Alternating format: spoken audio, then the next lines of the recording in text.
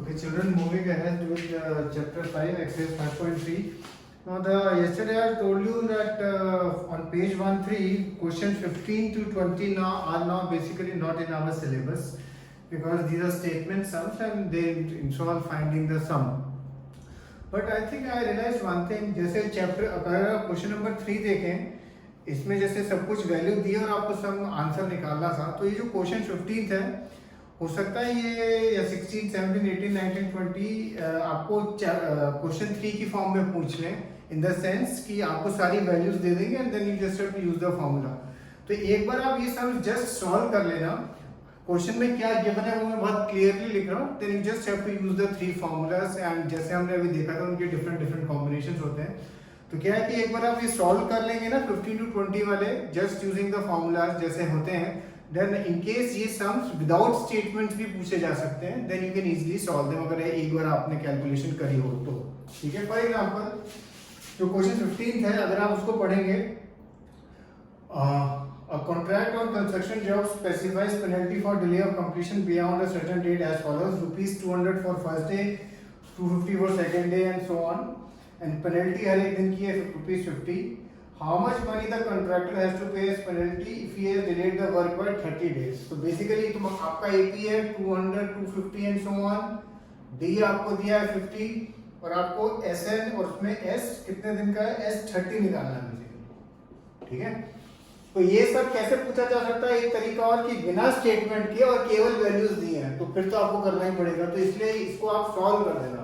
ठीक है, और एक चीज ध्यान रखना, इन सारे जैसे इसका यूनिट क्या होगा रुपीस, क्योंकि रुपीस में आप कर रहे हैं।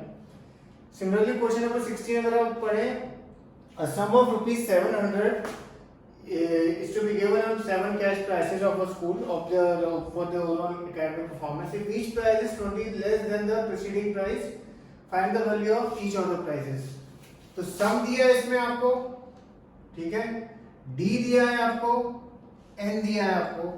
सम के आपके पास जैसे अगर सपोज हमारे पास ये फॉर्मूला है,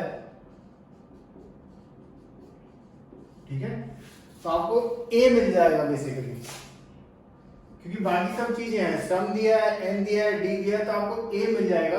और सपोज पहला प्राइस है 50 रुपए का सपोज, तो नेक्स्ट प्राइस कितना होगा 70 का। इस तरह से आप बाकी के 6 प्राइस भी आप निकाल सकते हैं। ठीक है, तो ये है क्वेश्चन नंबर 16।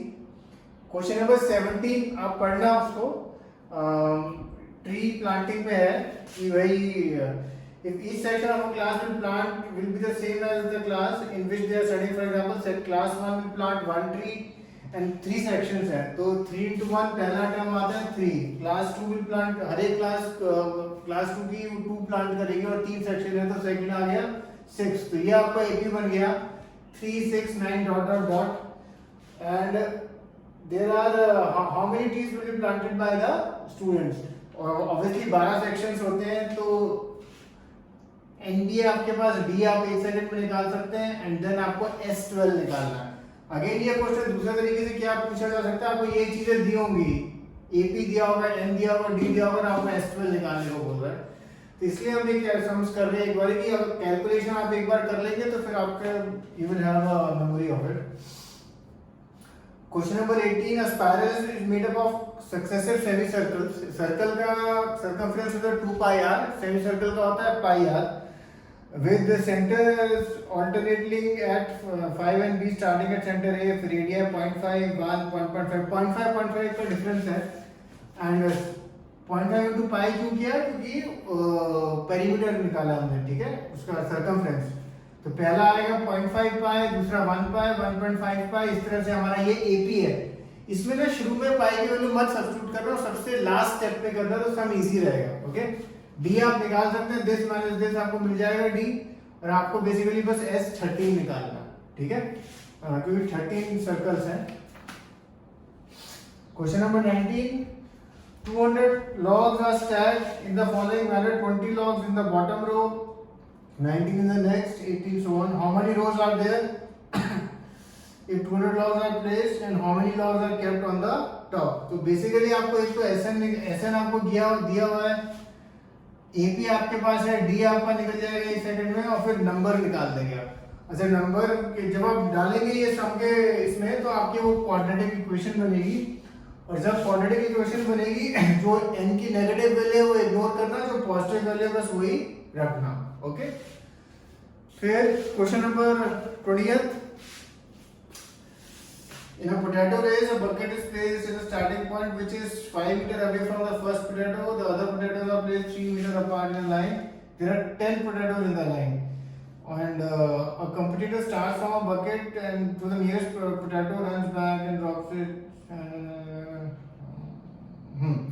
तो इसमें अगर आप देखो, आपको उसने बाई चांस हिंट में पहला उसने एपी देख के कर रखा है आपको कि जैसे फर्स्ट स्टेप पे जब लड़की खड़ी है 5 मीटर दूर है, यहाँ खड़ी है, she runs and comes back, तो 2 into 5 10 किया, फिर वो 3 मीटर डिस्टेंस इंक्रीज हुआ, अब ये डिस्टेंस कितना हो गया 5 + 3, तो अगेन स्टार्टिंग से गई और वापस गई, तो 5 + 3 × 2 डिस्टेंस ट्वाइस होता जाता है, तो ये हमारा एपी बन जाएगा 10 16 एंड सो ऑन। 6 6 का हमारा डिफरेंस आ रहा है, डी आ रहा है, और आपको अब इसमें कितने निकालना है 10 पोटैटोज है, यानी S10 निकालना है, ठीक है। तो ये जो क्वेश्चन नंबर 15 16 17 18 19 20 कर देना आप लोग, and why are we doing it, because इनकी कैलकुलेशंस जो हैं वो आपके फिर दिमाग में रहेंगी, क्योंकि ये सब केवल एज कैलकुलेशन भी पूछ सकते हैं। ओके, एंड अच्छा, अब हम जब चैप्टर 5 के एक्स्ट्रा सम्स करेंगे उसमें हम स्टेटमेंट, ये जो सम वाले स्टेटमेंट वाले सब बिल्कुल नहीं करेंगे, ठीक है, बिकॉज वो हमें कहने नहीं है, बट ये क्वेश्चन आप एक बार कर देना 15 से 20th। एंड अगर एक चीज और ध्यान रखना, अगर क्लास में या आपके स्कूल में या वर्कशीट में अगर इस तरह के सम आते हैं और आपको अगर वो सम करने आते हैं तो वो आप कर देना। ओके, यहाँ पे जब भी टेस्ट होगा चैप्टर 5 का, वहाँ उसमें ये जो सम वाले सम्स हैं जो स्टेटमेंट के साथ हैं वो नहीं पूछे जाएंगे, ठीक है। I will strictly follow the CBSE syllabus in the test. Okay, but जब हम ये थोड़ा एक्सरसाइज वगैरह कर रहे हैं, अगर साइड का हल्का सा भी आता है और आप मुझे मालूम है आप कर लेंगे 2 मिनट में, तो वो हम कर लेंगे, जैसे हमने ये सम्स अभी डिस्कस किए। अच्छा, वैसे हम एक्स्ट्रा सम्स करने से पहले एक्सरसाइज 4.4 लास्ट ईयर तक पूरी करते थे, क्योंकि जो मैं एक्स्ट्रा सम्स देता हूँ उसी में ये सम्स थे, तो ऑलरेडी हम पहले टेक्स्ट बुक ही कर लेते थे, बट अब हम केवल फर्स्ट 2 क्वेश्चन ही करेंगे, बिकॉज नीचे वाले जो है 3 4 5 क्वेश्चन वो SN को इन्वॉल्व करते हैं, और इसलिए फिर हम वो नहीं करेंगे। क्वेश्चन 1 है इसका, एक्सरसाइज 5.4 का, which term of the AP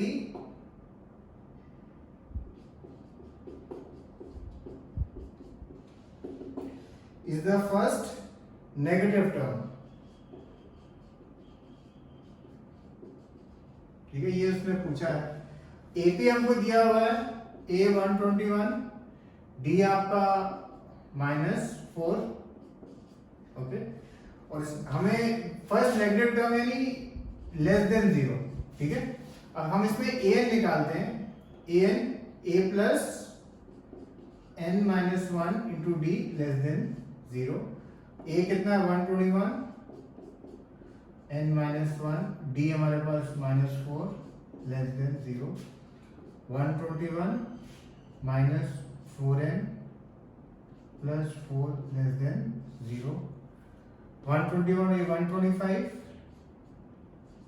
ये 4 हम वहां ले गए, 4n, 4 नीचे ले गए,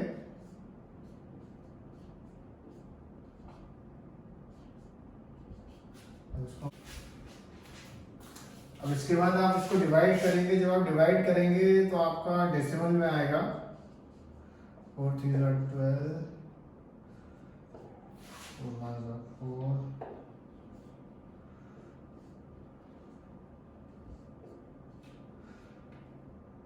31.25।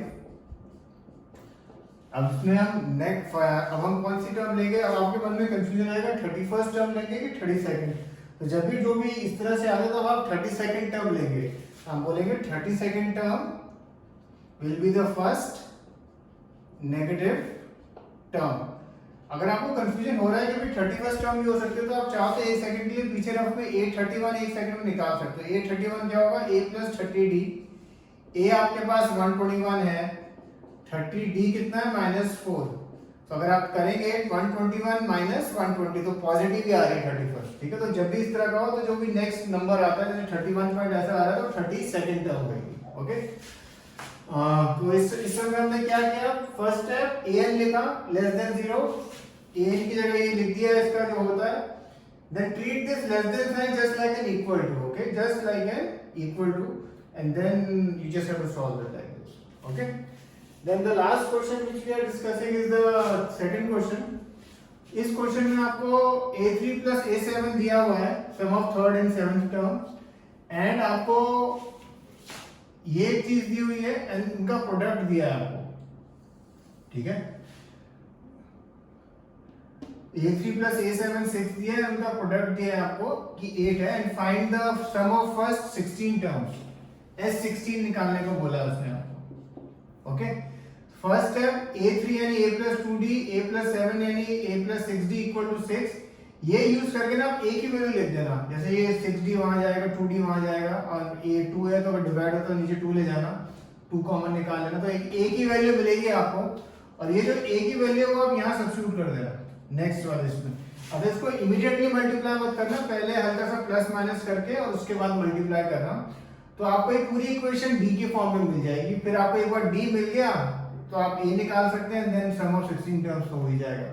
और एक चीज ध्यान रखना, सपोज इसमें d ऐसा आता है, d square equal to 4, d equal to 2 आया, जैसे रूट ऑफ 4 इज 2, तो ये 2 है ना, ये हम मानते हैं प्लस और माइनस 2 दोनों होता है, तो एक बार d 2 लेना, a निकालना और फिर सम निकालना, और एक बार d माइनस 2 लेना और फिर वापस a निकालना, क्योंकि ये डिफरेंट आएगा, और फिर सम निकालना, अगर ऐसा होता है। अगर नहीं होता है तो कोई बात नहीं।